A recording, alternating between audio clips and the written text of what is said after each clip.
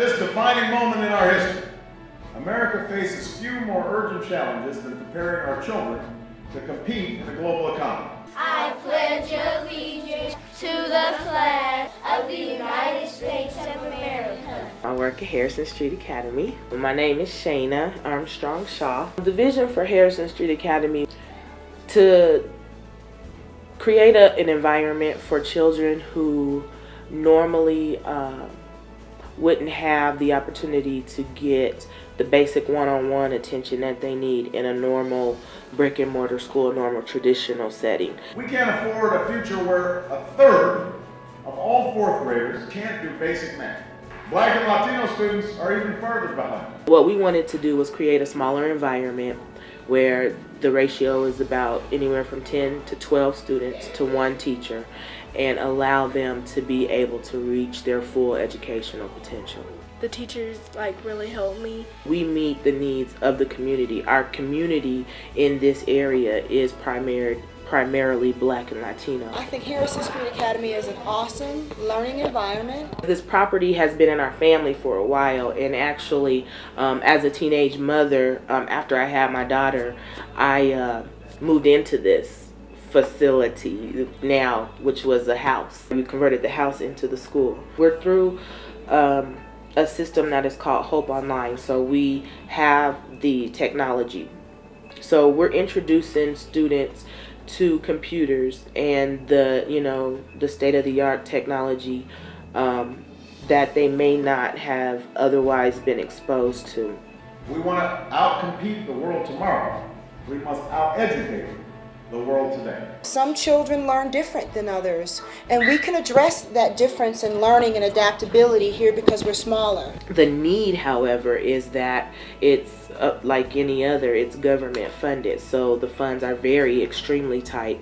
We're given us, an allotted amount of funds, and with those funds, we're supposed to take care of our overhead, our staffing, and all the needs of the center: food, paper, pencils, whatever, and it doesn't go very far. And so, our kids right now, we take them to the rec center every day because we don't have an adequate playground. The school needs a playground. We just need more resources. We need more books. It is our goal to give our children a good academic foundation. This is a very at-risk community. We have, out of our students, over 90% of them come from single-parent households. And then of that 90%, 60% of them are not even being raised by a biological parent. I stay with my grandmother. And it is important culturally for us as parents and leaders and mentors of the school to address issues in the community that might challenge those children in reality. My other two sisters, one of them lives with their mom, one of them lives with their mom and dad.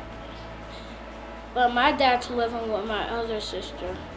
We make it a point to greet them and let them know that we're happy that they're here. Rather than focusing on the problem, we focus on the resolution. That's very important, just to kind of, get them in the mind frame that they're in an environment where they can actually be a child. We have 8-year-old parents. And then I go home to fix dinner. When they go home, their job is to cook, to clean, to bathe. I cook pork chops, fries, and burritos. Well, when you're here at Harrison Street for these 6 hours, you get to be 8 years old. You get to do the things that an 8-year-old would do. I like recess. The speech that was written for Nelson Mandela is our pledge, and it is our deepest fear. Our deepest fear is not that we are inadequate. It's not that we are inadequate. Our deepest fear is that we are powerful beyond measure. Just says that our deepest fear is not that we're inadequate, but our deepest fear is that we are powerful beyond measure. And